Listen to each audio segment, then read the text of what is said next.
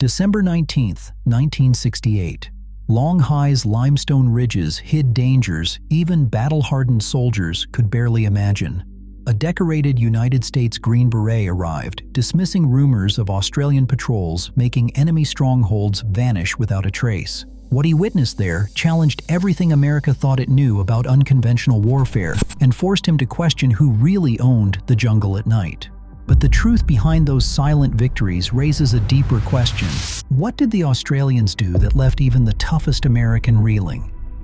Limestone rises in jagged folds across the Longhai Mountains in Phuoc Tuy Province, forming a natural fortress. The jungle here is dense and close, every tree wrapped in vines, every patch of ground thick with tangled roots and leaf litter. The air presses in, heavy with moisture, so thick it clings to skin and soaks uniforms before noon. On December 19, 1968, the only way through this place is on foot, and even that comes with risk. Each step must be silent, each movement calculated to avoid the hidden mines that have already claimed too many. Danger. The ground gives nothing away. Sunlight barely filters through the canopy, leaving the forest floor in a permanent twilight. The limestone underfoot is slick in the morning, sharp-edged and pitted with caves that once sheltered entire Viet Cong units. Rainwater pools in hollows, turning trails to mud and making every footprint a possible signal to the enemy. Insects swarm at dusk and dawn, their constant hum masking the sound of movement, but also warning that anything out of place, a snapped twig or a disturbed anthill, will be noticed by those trained to see it. The humidity here is relentless.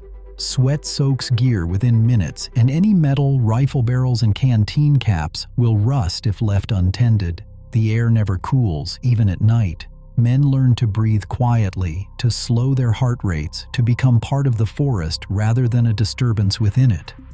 Visibility is measured in meters, not yards. Even the sky is a rumor, glimpsed only through gaps in the foliage. The Australians who patrol these hills know that firepower is useless if the enemy cannot be found.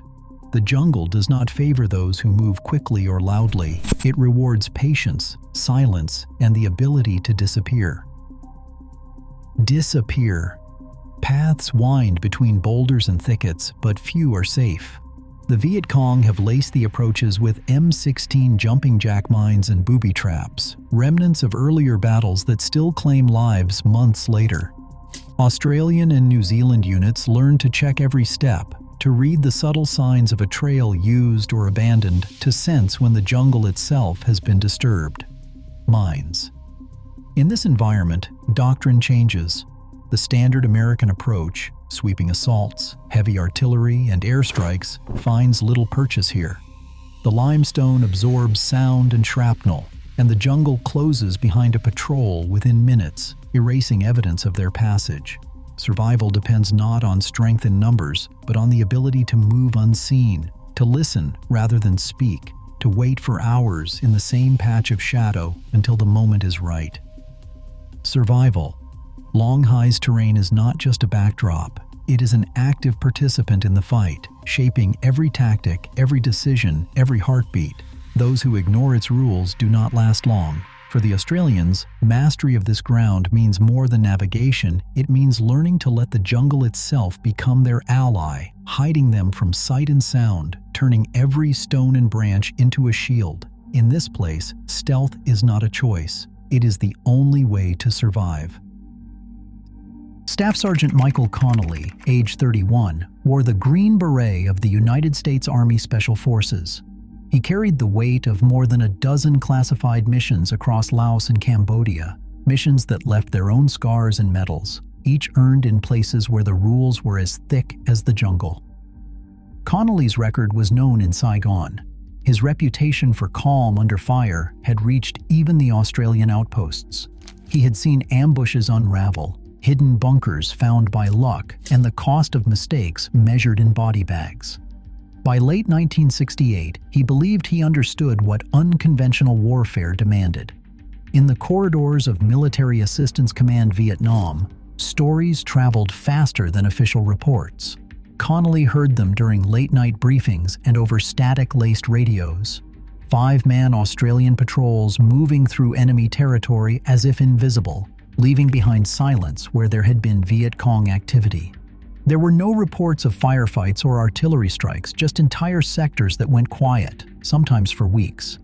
Some said the Australians had learned to erase their own footprints, to leave the jungle undisturbed except for the enemy who vanished within it. Others whispered about camps found abandoned, supplies untouched, and a single playing card left behind as a warning. For many Americans, these stories sounded like the usual myths that followed elite units. Connolly had heard similar tales about Montagnard scouts or Marine recon. He dismissed them at first, chalking it up to the kind of exaggeration that always filled the gaps in official reports. Yet the rumors kept returning, more persistent each time.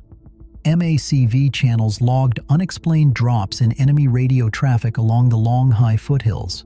Australian patrols reported no contacts, but local informants described Viet Cong units pulling back, refusing to move at night, even abandoning caches without a fight. Connolly's curiosity grew with each new rumor. He pressed liaison officers for details and scanned after action summaries for patterns.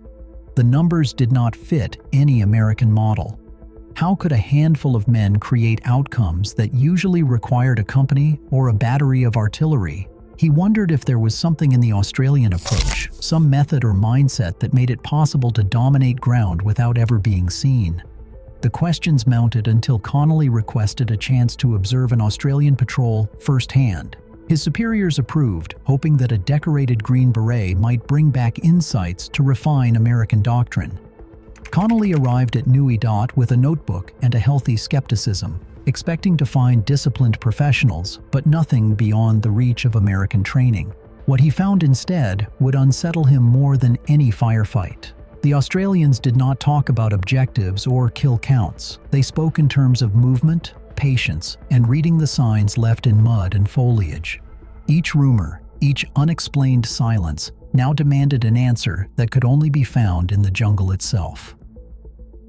Australian Special Air Service patrols in Vietnam began under the shadow of British doctrine. Their earliest missions followed the classic playbook: observe, report, avoid direct contact. The jungle, however, had its own lessons. By 1968, in places like the Long Hai Mountains, the Australians found that simply watching the enemy did little to change the ground war. Viet Cong units melted into the undergrowth and reappeared elsewhere. Firefights were rare, and so were lasting results.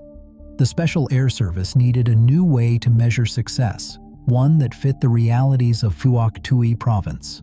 The answer came not from the number of bodies counted or bunkers destroyed, but from something far harder to track: the enemy's state of mind.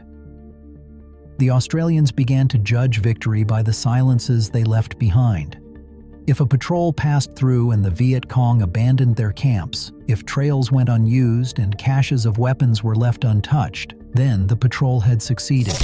Fear, not firepower, became the metric. The goal was to make the enemy believe they were always being watched, that any movement could be their last. This was not about overwhelming force. It was about creating uncertainty, about making the jungle itself feel hostile to those who once called it home. This approach demanded changes at every level. Patrols shrank to 4 or 5 men. Each member carried only what was essential: no spare buckles, no shiny metal, no cooking fires. Radios were used sparingly, sometimes just once a day, to avoid giving away their position. Weapons were wrapped in cloth to muffle sound. Rations were eaten cold. The Australians moved single file, spacing themselves to minimize their imprint on the jungle floor. Every detail was considered: the angle of a footprint, the bend of a branch, the direction of wind carrying scent. Survival depended on leaving nothing for the enemy to find. The doctrine that had shaped the British Special Air Service, avoid contact and gather intelligence, was now only a starting point. In Vietnam, the Australians became hunters. Their effectiveness was measured by the enemy's confusion and retreat, not by the size of an engagement. Patrols learned to shape fear as a weapon. Sometimes it was enough to let the Viet Cong discover signs that someone had been close: a snapped twig, a missing sentry, a discarded item left in plain sight. Other times it meant waiting for days, motionless, until the perfect moment arrived to strike and then vanish. By the end of 1968, these methods had begun to spread through the ranks. The Special Air Service did not talk about victory in terms of ground gained or losses inflicted. They spoke, instead of zones gone quiet, of enemy units refusing to move at night, of rumors spreading through Viet Cong ranks that certain areas were haunted by ghosts who left no tracks. This was a war of nerves, and the Australians had learned to fight it on the enemy's terms, by becoming invisible, unpredictable, and above all, patient. The jungle demanded nothing less. A 5-man patrol moves through the long, high jungle in single file, each man spaced just far enough to avoid leaving a trail. There is no talking, no unnecessary gesture. The patrol moves in silence. Even the smallest sound is considered. Watch straps are covered, webbing stripped of metal, rifles wrapped in tape so nothing rattles. The only voices belong to the forest itself. Every member has learned to walk as if their feet belong to the ground, not to boots. They place each step with care, reading the earth for traps set by hands they will never see. The lead is not always an Australian. Sometimes it is an Aboriginal tracker, a man whose eyes see stories in bent grass, whose nose can pick up the faintest whiff of sweat or gun oil days after an enemy has passed. The patrol covers 16 kilometers over 2 nights, never once breaking the rules that keep them alive. They move when the jungle is at its darkest, pausing for hours at a time, pressed flat against the limestone, waiting for enemy patrols to drift by. During daylight, they melt into the undergrowth, motionless and silent. No fires, no cooked food, no sign of their presence.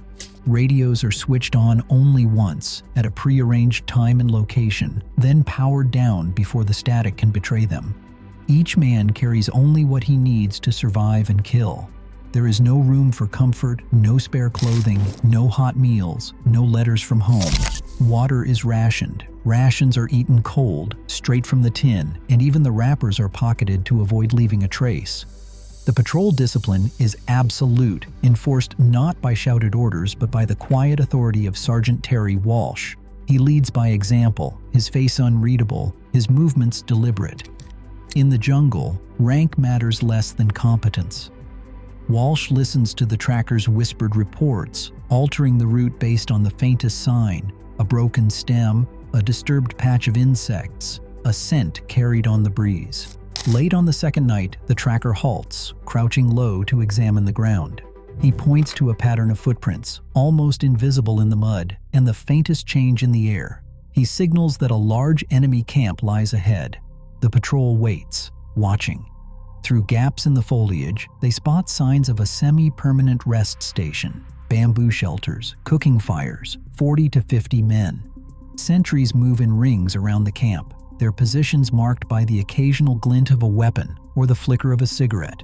The enemy outnumbers the patrol 10 to 1. This is not a target for a standard engagement. Walsh considers the options. Extraction is possible, radio for a helicopter, call for artillery, or simply withdraw and report.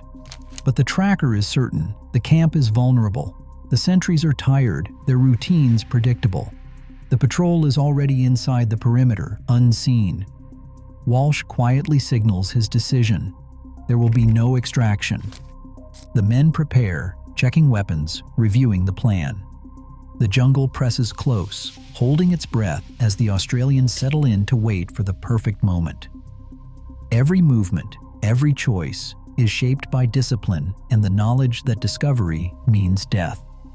What happens next will rely not on numbers or firepower, but on the mastery of silence and the trust between men who have learned to let the jungle speak for them. Pairs separate and drift into the undergrowth, each man vanishing into a patch of darkness, guided by the quiet rhythm of breath and the certainty of practiced routine. Silence. No words pass between them. The only signal is the faint click of a tongue or the subtle movement of a hand. The perimeter of the Viet Cong camp is porous, sentries posted in loose rings, each one relying on a system of coded whistles to confirm the safety of their arc. The Australians study the pattern, waiting until the calls grow lazy, until the intervals stretch. Then, one by one, sentries stop answering. Each disappearance is silent, a body eased to the ground, weapon removed, boots carefully slipped off. The patrol moves with ritual precision, arranging the fallen so they face inward, as if watching the camp they once guarded. A single playing card is tucked onto each chest, its meaning left unspoken. Radios remain silent. Watches are synchronized by touch, not voice. The jungle presses in, thick with the scent of sweat and earth. The enemy's system of alarms collapses without a sound, the whistle code unraveling as men vanish from their posts. Inside the camp, confusion takes hold. The commander, sensing a threat he cannot see, pulls his remaining men inward, tightening the perimeter and sealing his own fate. Dawn is not far off, but the air is heavy with anticipation, every shadow charged with the knowledge that something unseen is already inside the wire. At first light, the silence inside the camp broke all at once.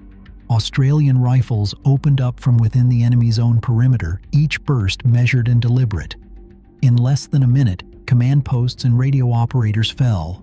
The enemy tried to answer, but confusion reigned. Leaders were already down, sentries gone without a trace, and the only warning had been the absence of familiar whistles. The entire exchange lasted 11 minutes. Fewer than 200 rounds left Australian weapons. Over 40 Viet Cong were killed before the last echo faded. Not a single Australian was wounded. The ground was left as it had been found, except for the bodies, each one laid facing inward, boots removed, weapons emptied, a single playing card resting on each chest. Documents were collected, photographed, and quietly replaced. No personal items were touched. The message was unmistakable. This was not an accident, nor an act of rage. It was a lesson left for the next unit to find. Staff Sergeant Connolly stood apart, notebook closed. He refused to photograph the scene or pose with the patrol. Later, he requested that no further joint operations be assigned to him. That request was granted without question. In the months that followed, Viet Cong activity in the Long Hai Mountains all but vanished. Fear and uncertainty did what firepower could not. The cost, for those who carried out the work, was counted in silence. Today, the true details of such covert actions remain blurred by secrecy and myth. As special operations evolve, the boundary between legend and verifiable fact grows thinner. The tactics honed in jungles decades ago still shape how nations fight and how soldiers are changed. Some victories live in open record, others echo in the silence left behind. Share your thoughts on what history chooses to reveal.